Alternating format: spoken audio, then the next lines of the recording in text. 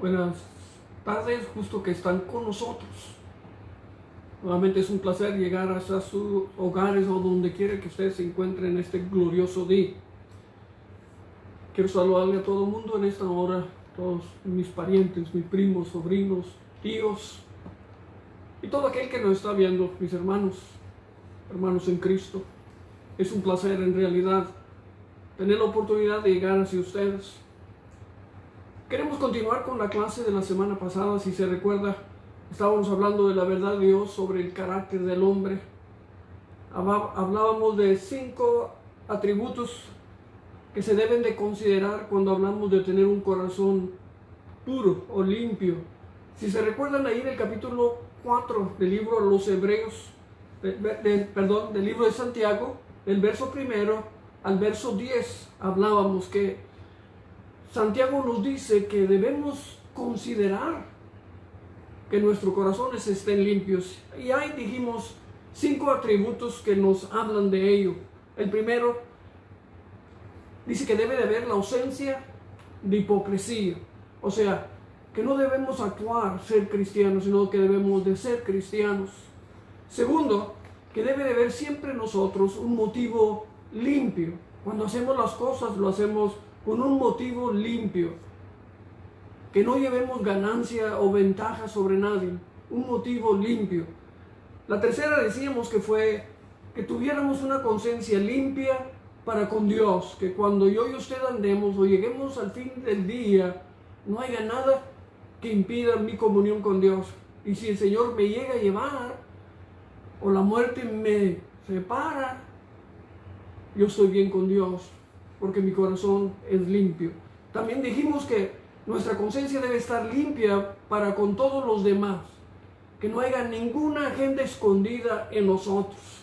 Santiago habla de eso a nosotros y nos dice, y la queja de él era con la iglesia, que había pleitos y conflictos entre ellos. Y la razón por la cual había eso, le dice Santiago, es porque no hay un deseo íntimo de ser espirituales. No había poder espiritual en la vida de ellos. Y la razón por la cual pedían y no recibían era porque estaban pidiendo para sus propias vidas. También leímos ahí en el verso 4 y el verso 5 donde Santiago les dice: adúlteros y adúlteras, ¿qué no has conocido o no has sabido que la amistad de Dios es enemistad con el mundo, o la amistad del mundo es enemistad con Dios? Discutimos 9 verdades que tienen que ver con el adulterio espiritual. Y en resumen hablábamos de 2 imágenes que yo y usted como humanos debemos de reflejar. Dios nunca nos hizo para que nosotros reflejáramos nuestra propia imagen. Nos hizo Dios para que reflejáramos su imagen. Y a veces nosotros reflejamos, en vez la de Dios, la del mundo. Y ahí es donde entran los conflictos.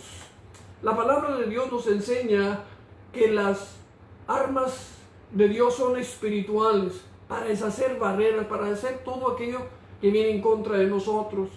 Las armas del maligno son razonables, piénsalo, no creo que Dios sea así, Dios no castiga. ¿Sí me entiende lo que quiero tratar de decirles en esta hora? Estos 7 principios, aunque todos están bien detallados en la palabra del Señor, hay principios en la palabra de Dios que no cambian, y que estos principios de Dios jamás se comportarán o están de acuerdo con el mundo. Siempre están en contra. Hablamos la semana pasada rapidito que del 2% al 10% nosotros los creyentes,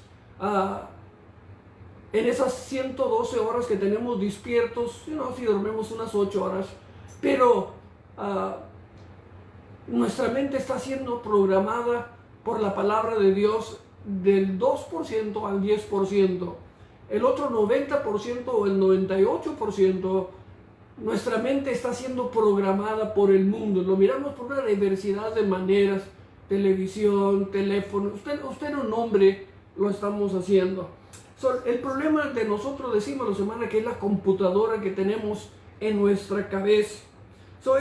Es bien simple, pero a veces nosotros lo vemos complicado porque le tratamos de buscar lo que en la palabra del Señor no se encuentra. Esto es importante. Yo quiero que nosotros entendamos en esta hora que los absolutos de Dios jamás pueden comprometerse. Por ejemplo, cielo, infierno, Cristo viene. Esas son cosas que no se pueden jamás comprometer con nada, porque esas son principios fundamentales escritos que no va a cambiar. ¿Cómo lo ha hecho el enemigo? ¿Cómo nos ha vendido esa mentira? La palabra del Señor nos dice que a través de medios de comunicación, a través de la consejería secular, a través del entretenimiento, a través de la organización, religión organizada, hemos sido mentidos. Su palabra nos dice que estamos fuera. Concluíamos la lección pasada que hay 9 características del hombre que quiero que yo y usted las veamos. La primera era que el carácter del hombre, segunda dijimos que era la naturaleza de Dios, la fuente de felicidad del hombre, las normas morales del hombre, el matrimonio y el hogar del hombre, los conceptos que tiene el hombre de la autoridad, el concepto del hombre de la responsabilidad, el concepto del hombre de la idolatría, el concepto del hombre de la santidad. Y dejamos 3 preguntas en la última lección que quiero que pensemos en ellas. Decíamos, primera, ¿cuáles son los verdaderos motivos del maligno de vendernos esas mentiras? Segundo, ¿qué es lo que el enemigo está tratando de hacer? Y tercera, ¿cuál es la verdad de Dios? ¿A cuál es? Nosotros en esta hora nos enseña la palabra que estas mentiras que el enemigo ha estado enseñando y que nosotros, aunque somos creyentes, pero sin darnos cuenta hemos estado comprando estas mentiras y han venido a afectar nuestras vidas espirituales. Aunque estas verdades son bien simples y básicas, yo y usted tenemos que tener mucho cuidado, porque yo y usted, aún en una clase de escuela dominical, estamos mirando que aunque estamos aprendiendo la palabra,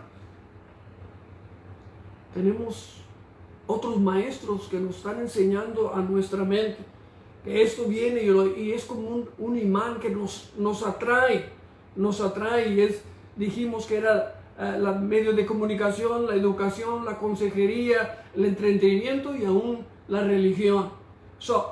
Quiero en esta hora que veamos qué tan glorioso es esto. Cuando yo y usted comenzamos a pensar, acuérdese, dijo Santiago, que la razón que no estamos recibiendo de Dios es porque somos de doble ánimo. Estamos pensando en Dios, pero también estamos pensando en el mundo. Y esto es lo que a hoy nos está afectando.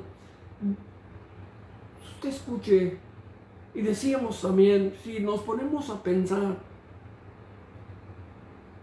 cuando yo y usted creímos al Señor, eran exclamaciones. Ahora vienen a ser preguntas. ¿Existirá el cielo? ¿Existirá el infierno? ¿Existirá aquello o aquello? ¿Será Dios de esta manera? Y eso es lo que yo trato de decirles, que es importante que yo y usted vengamos a ser de una mente nada más, tener la mente de Jesús, porque si no lo hacemos, vamos a perder nuestra carrera. Primera característica es el carácter del hombre. Este es el primer conflicto que el enemigo ha tratado de venir a atacarnos. Él dice que yo y usted básicamente somos buenos. El ambiente, nuestra herencia nos estorba y a veces caemos, pero dándonos el equipo necesario, yo y usted podemos hacerla sin Dios y sin nadie.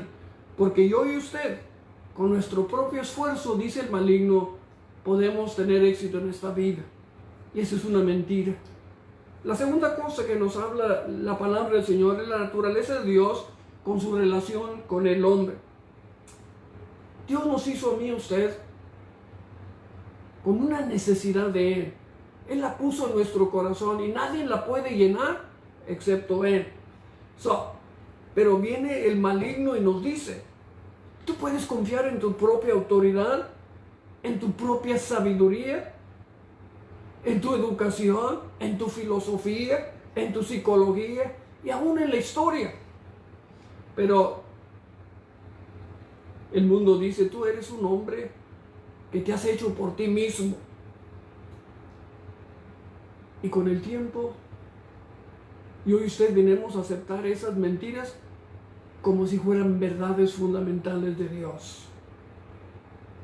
Fíjese el mundo de nosotros en el día de hoy.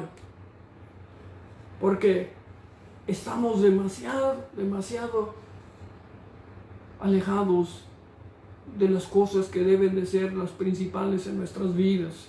El tercer punto es la fuente de felicidad del hombre. La palabra nos dice que el enemigo de nuestras almas nos ha enseñado que yo y usted tenemos control de nuestras propias vidas, que yo y usted somos capitanes de nuestro barco, de nuestra nave, que yo y usted en esta hora dice, podemos ser lo que nosotros queremos ser y llegar a donde queremos llegar. Déjeme decirle, estas tres mentiras amplificadas, ha venido el maligno y en un conflicto enorme en contra de los conceptos de Dios. Vuelvo a repetir, a lo abierto no lo aceptamos, pero en ocasiones ahí por debajito comenzamos a pensar en la lógica de ello. De unas miles de maneras comenzamos a pensar y comenzamos a dudar. Aquello que era una exclamación, ahora es una pregunta. La cuarta dice la palabra y es importante. Y quiero que con estas preguntas que hemos hecho, pero yo quiero regresar al carácter del hombre, porque como nunca he estado escuchando al enemigo decir que nosotros, los humanos, inicialmente somos buenos. Aquí en nuestro corazoncito tenemos ese deseo de ser buenos, ser buenos. Pero déjeme decirle,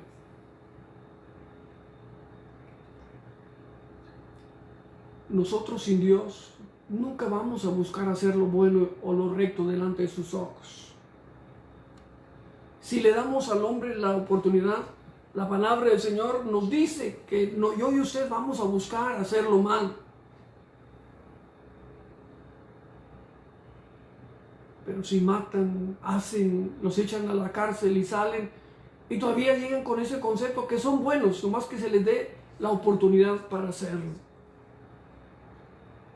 Lo triste, mi querido hermano, es que nosotros a veces lo creemos. Nuestros hijos lo creen. Si el maligno nos convence que nosotros somos buenos por nosotros mismos, ¿qué piensa usted que está pasando? Yo soy y no necesito a nadie. Acuérdate, Dios nos hizo para Él mismo. Aparte de Dios, yo y usted somos nadie. Somos de gran valor para Dios, porque Él nos ha hecho a su imagen y semejanza. Y la razón por la cual Dios lo ha hecho, y somos de sumo precio. Pero déjenme decirles, sin Dios no valemos nada. Aparte de Dios no somos nada. Estamos totalmente perdidos. Pero con Él somos de gran valor. De tanto valor que dio su Hijo en la cruz del Calvario para que muriera por nosotros. Ese es el valor que yo y usted somos para Dios. Hoy como nunca escucho mensajes diciendo la iglesia que cuando hablamos que somos pecadores y que necesitamos a Dios, le estamos dando a la hermandad o al mundo una imagen negativa de Él mismo, que se sienten mal porque son pecadores. Déjeme decirle, esta verdad de Dios, que aparte de Él somos nada, no fue designada para que nos sintiéramos mal, sino para que hay una necesidad íntima y profunda de nosotros de buscar a Dios, porque sin Dios estamos perdidos. Dios es el que debe tomar la imagen de nosotros y esa es la imagen que debemos de reflejar nosotros. ¿No ha visto usted, hermano, que cómo han eliminado aquellos gloriosos himnos que cantaba la iglesia? Que Cristo dio su vida por vil pecador. Oh my God, estamos ofendiendo a la gente. La gente por eso no quiere venir, porque le estamos dando un impacto negativo a la vida de ellos. Mi amigo, sin Jesucristo la palabra vil creo que es una buena expresión de quiénes somos nosotros. Porque aparte de Cristo, no somos más que un gusano. En el tiempo antiguo cantaban los cantos, oh pecador, ven al dulce Jesús, y feliz para siempre será, pero ya no los cantamos. Nos hemos deshecho de todos los himnos que hablan y que deben de traer convicción al corazón del hombre y la mujer en el día de hoy. El problema que nos enfrentamos en el día de hoy con esta generación es que han sido convencidos por el maligno que el hombre en sí es bueno. Déjeme decirle, esa es una mentira. Esa es una mentira. ¿Cuál es la verdad? La verdad es esta, que yo y usted nacimos pecadores y somos pecadores porque hemos escogido ser pecadores. Fíjese lo que dice Dios en Génesis 6, el verso 5. Dice que Dios miró desde los cielos y miró la maldad del hombre, que era grande sobre toda la tierra, y que el intento de los pensamientos del corazón del hombre era hacer lo malo. Romanos 51, Salmo 51, disculpe, el verso 5 nos dice, porque en iniquidad fui engendrado y en pecado me concibió mi madre. Pablo nos dice en Romanos 3, el verso 23, porque todos pecamos y estamos destituidos de la gloria de Dios. Jeremías, el capítulo 17, el verso 9 nos dice, porque el corazón es más engañoso que todas las cosas, más depravado, ¿quién lo conocerá? Primer libro de Juan, en el capítulo 1, del verso 8 al verso 10, nos dice, si decimos que no tenemos pecado, nos engañamos a nosotros mismos y su verdad no está en nosotros. Si confesamos nuestros pecados, Él es fiel y justo para perdonarnos y limpiarnos de toda maldad. Si decimos que no tenemos pecado, lo hacemos a Él mentiroso y su verdad no está en nosotros. Pablo dice en Gálatas 3, 22, que la Escritura confirma que todos somos pecadores. Pablo lo explica hermosamente en el capítulo 5 del libro de Romanos, del verso 12, que así como el pecado entró al mundo por un hombre y la muerte por ese pecado vino a todos, y luego sigue diciendo, y porque el hombre pecó, todo el mundo lo ha heredado. Pablo nos dice en Efesios 2, el verso 1, Él nos ha hecho vivos cuando estábamos muertos en nuestros pecados. Qué hermoso, ¿no? Y no les digo yo que somos pecadores para darles un conflicto negativo, porque si no reconocemos que Él es. Y todos estos versos que acabo de leer son muy familiares a nosotros. Pero la verdad es, hermanos, ¿qué es lo que diga el maligno? Si los deja Dios a nuestra naturaleza, vamos siempre a hacer lo inmoral, lo que es egocéntrico y lo que es destructivo para nosotros mismos. ¿Se recuerda cuando el maligno fue a visitar a Eva en el jardín del Edén? ¿Qué le dice? ¿No te va a hacer daño ese fruto? Mira qué lindo va a ser saber el bien y el mal. Pero yo sé que tú vas a escoger hacer lo bueno. Pero es una mentira. Es una mentira que la iglesia en el día de hoy lo ha comprado. Porque esa mentira ha penetrado todas las faetas de la vida moderna en el día de hoy. ¿Qué es lo que está tratando de hacer el maligno? Destruir nuestra necesidad del Calvario. Si soy bueno, ¿para qué necesito el Calvario? La naturaleza del hombre con su relación con Dios. Y esta segunda pregunta se edifica sobre la primera. Si yo y usted somos básicamente buenos, entonces yo y tú podemos inventar algo y creer en él. Porque el hombre nos dice que no hay una absoluta verdad. Eso es lo que el maligno nos está enseñando en el día de hoy. El maligno usa 5 pilares de verdad para respaldar su mentira. Y es eso: la ciencia, la educación, la filosofía, psicología y la historia. Porque la ciencia dice, yo defino la verdad. Nosotros, la ciencia, definimos la verdad. La educación dice, nosotros enseñamos la verdad. La filosofía dice, nosotros interpretamos la verdad. La psicología dice, nosotros aplicamos la verdad. La historia dice, nosotros confirmamos la verdad. ¿Qué es el problema de todo eso? Que todos están de acuerdo. Y eso dice que no hay verdad. Que no hay verdad. En tiempos de la vida escuché, y yo fui parte de una clase de uno de los profesores en el colegio que nos hizo la pregunta: si tú piensas que has venido a esta clase para que yo te enseñe una verdad,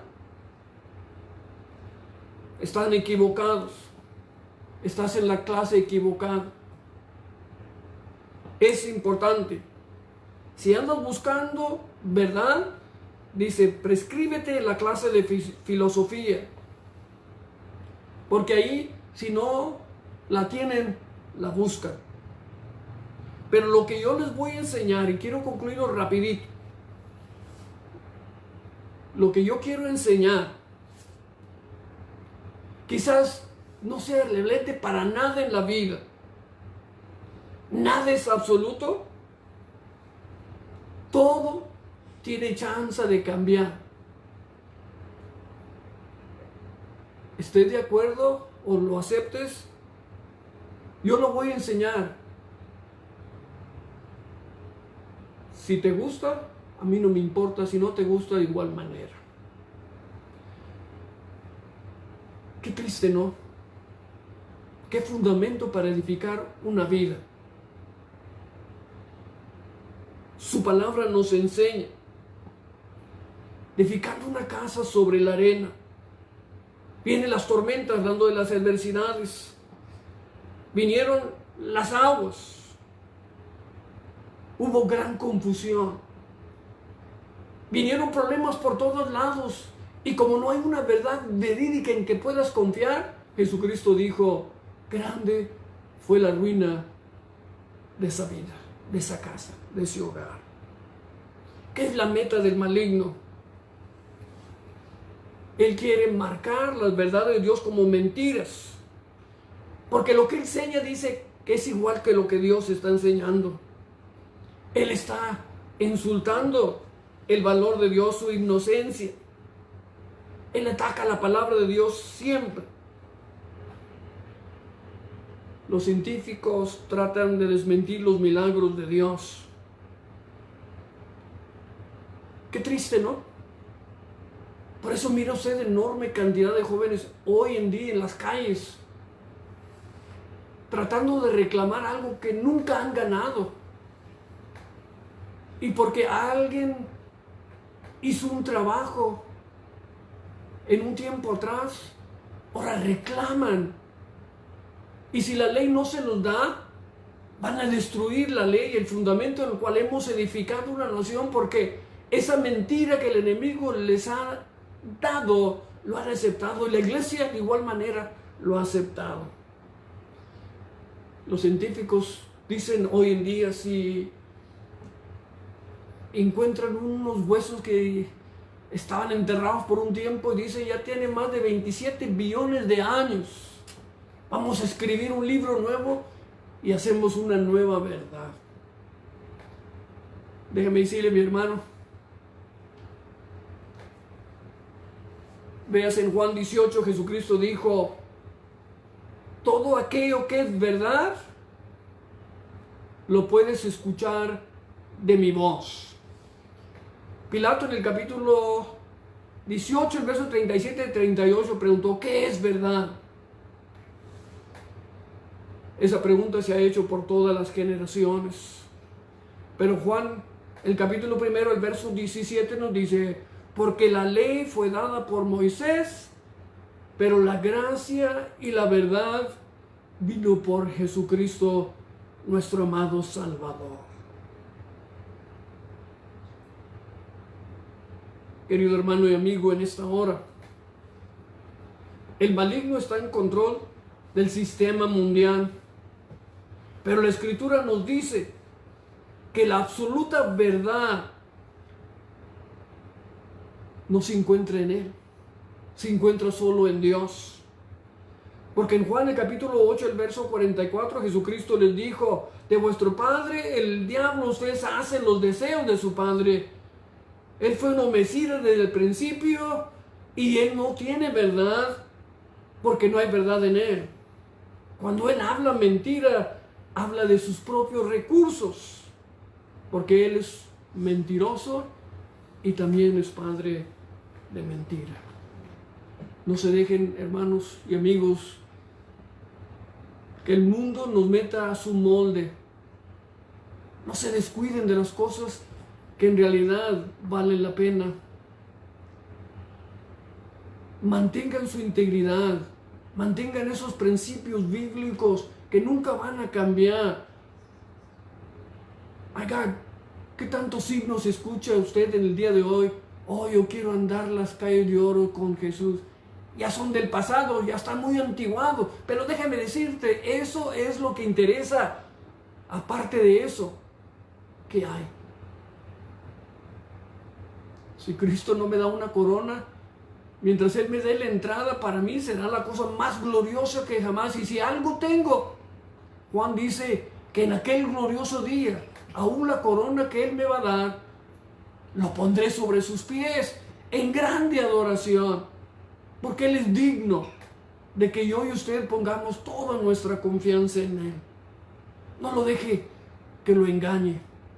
Este estudio es más largo que esto, pero quiero que usted lo piense. El propósito del maligno es desacreditar a Dios para que usted pierda confianza en Dios. Había un canto hermoso en tiempos atrás, que ya no los cantamos: sin Dios no podrás caminar. Qué gran verdad. Sin Dios no podemos caminar. No nos espera un mundo mejor, sino un mundo peor. Porque la iglesia ha descuidado, la hermandad se ha descuidado. Ya no hay una diferencia entre yo y el mundo. Véase cómo viene la hermandad a la iglesia. Véase cómo se sube el ministro a la iglesia. Véase que nos dice que los fundamentos bíblicos fundamentales de que toda reverencia se le debe a Dios, todo respeto. Sabio Salomón dijo que el principio de la sabiduría era el temor al Señor y jamás se debe de olvidar o se debe dejar a un lado. Nosotros somos pecadores porque hemos nacido en pecado, pero hemos escogido pecar y quebrar el corazón de Dios. Pero Jesús dijo, si tú eres verdaderamente mi discípulo, guarda mis mandamientos, guarda mi palabra, atesóratelo en lo más profundo de tu corazón. El salmista dijo, en mi corazón he guardado tus dichos, Señor, para no pecar contra ti. ¿Con qué limpiará el joven su camino? Con guardar tu palabra en su corazón. Padre, en esta gloriosa hora, gracias por esta oportunidad que me permites en este día llegar a cada uno de estos hogares, Señor, o lugares donde me están escuchando. Que tu palabra, Señor, toque cada corazón, porque tu palabra me enseña que tu palabra nunca vuelve vacía, sino hace aquello por la cual tú la has enviado. Qué privilegio glorioso, Señor, me has dado en llevarles tu palabra, Señor, a aquellos que están enfermos, los que están tristes, desconsolados, quizás están pasando por tiempos difíciles, la pérdida de un ser querido, Señor, un divorcio, qué sé yo, Señor, pero sí tú lo sabes. Toca una vida, Señor, toca un corazón, y a ti daré la gloria y la honra, Señor, porque tú eres digno. Gracias en esta hora, en el dulce nombre de Jesús. Amén. Amén. Gracias que estuvieron con nosotros. Seguiremos la lección si Dios se tarda en venir. Dios los bendiga. Amén.